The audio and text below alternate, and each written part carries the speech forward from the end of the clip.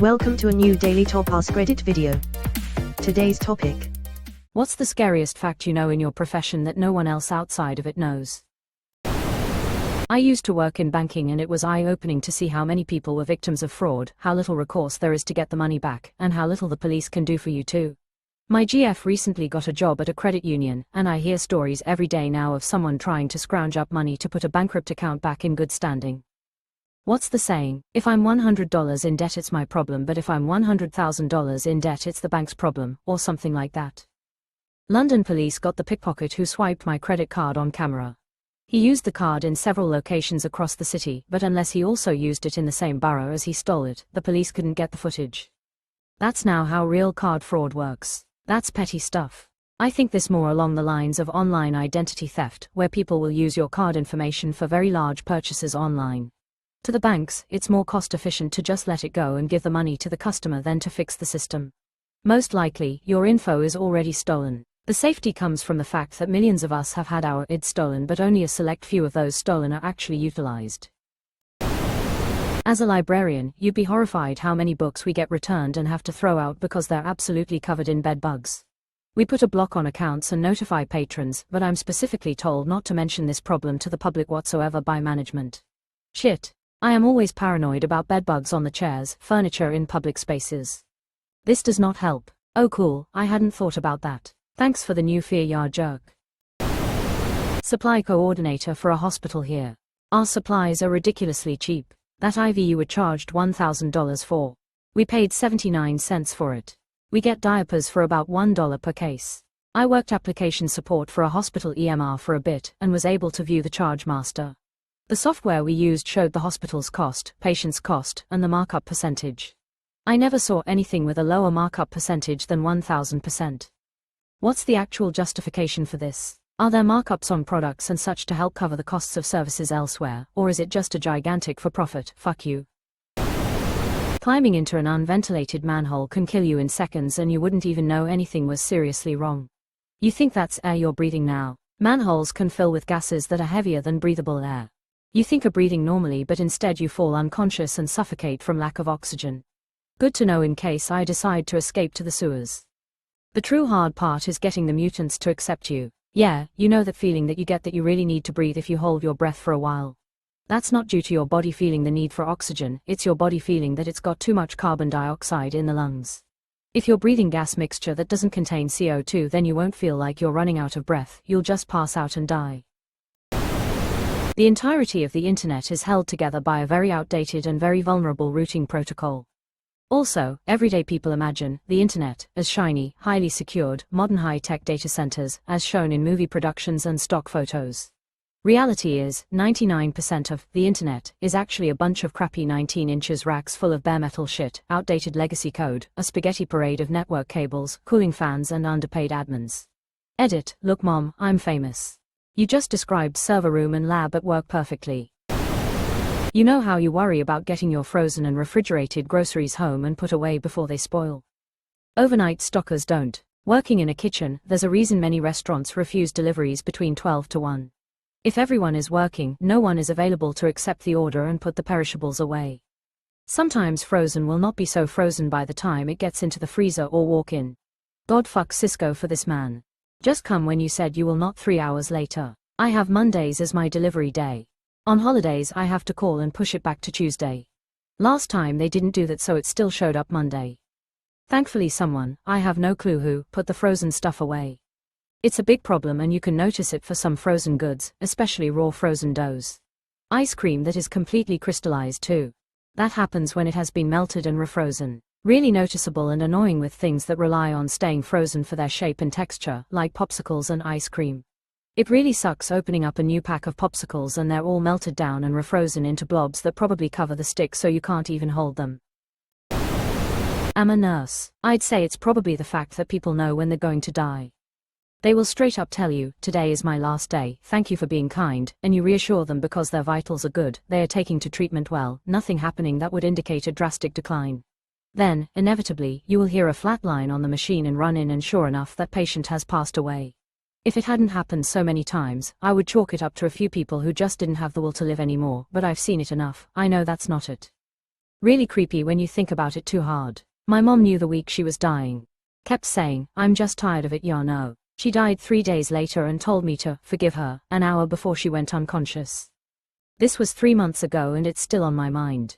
It's very weird how people recognize the end. Big lingering digital hug to you.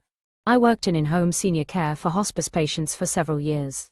I had to quit because of the psychological toll.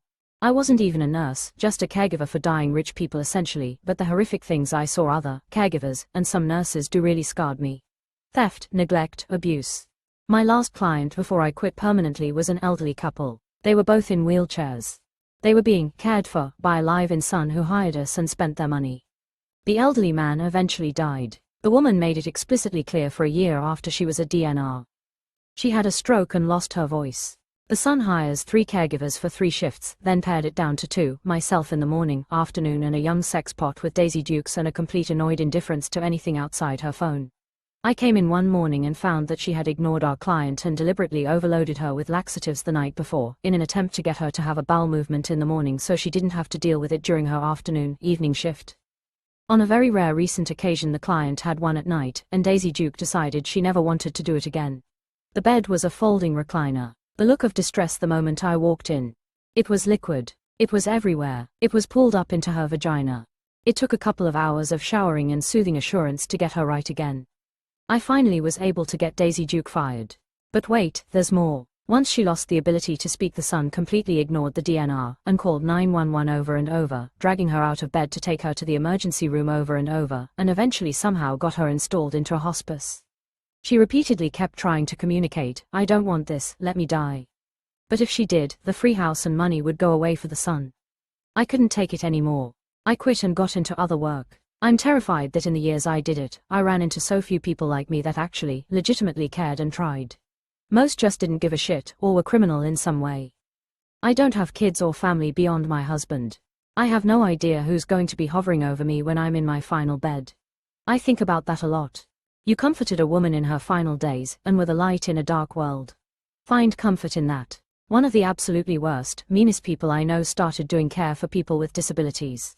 It was in a different branch of an organization I worked in, so me and a coworker warned the hiring person and the boss that she deliberately bullied 5-year-olds in our sector. They didn't care. I was heartbroken by the fact that such an awful person could work with vulnerable populations. It took less than a month for her to get reprimanded for using excessive force, but as far as I know it went nowhere and she still works there. I actually find this really comforting and I'm glad I read this comment. My grandma, who I was extremely close to my entire life, 2 weeks after she died, I realized it was the longest I had ever gone without speaking to her. I'm 28, died this summer. She wasn't terminally ill, but she was in her 90s, extremely frail, significantly disabled at that point, and she'd been slowly dying for months, if not years. I had recently gotten home after visiting my home state primarily to see her, and we had spoken multiple times about how I'd next visit late in the summer. I live over 1,000 miles away. The last day she called me, we spoke for about 15 minutes, and as we were hanging up, she told me, "I'm so sick of it. Every day it's the same people and the same place, in her care facility." She said it in a bitter tone but followed it with a genuine, slightly sad chuckle. She never mentioned when I'd come to visit next. She died in her easy chair with the sun on her face a few hours later. Because of how our last conversation went, I'd always been suspicious that she knew, but I had nothing I could point to confirm that. We were all close to her, but I was the closest, and we'd been talking candidly about her death for years. We would even openly joke about her dying, and we were so comfortable with it that I had told her on several occasions, "I'll be happy for you when you die." We also never danced around the word, die, with euphemisms. It was a completely safe topic. It gives me comfort that she probably knew and that she felt that she had said all of her goodbyes. She died at the apotheosis of our relationship, and I have no regrets or things left unsaid either. Thanks for your comment. Probably how painful and long dying naturally can take. I work in memory care and have cared for so many people dying. It's not a nice conversation with a loved one and then peacefully drifting off to sleep like in the movies. Sometimes it can take days, up to 2 weeks once they transition before they take their last breath. Sometimes they scream and writhe for days while unconscious until they pass. Morphine should be a human right. Assisted suicide should be a human right. LPN in memory care. Morphine and atropine. I was so grateful that the nurses asked if we would like them to increase the morphine for my parents, to make them more comfortable. They explained, unnecessarily, that it might hasten the deaths.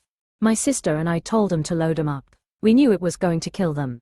But we also knew my mother wasn't coming back from Alzheimer's and pneumonia, or that my father, who had fallen and was brain dead, was going to start talking again. Let them go peacefully and preferably quickly. Morphine is the best gift you can give someone. And Ativan. Sweet, sweet Ativan. A lot of people don't realize it, but graduation success rate can basically be predicted based on the third grade reading ability. Early education is important, folks. The single biggest predictor of graduation rate is the zip code of your high school. It's wild.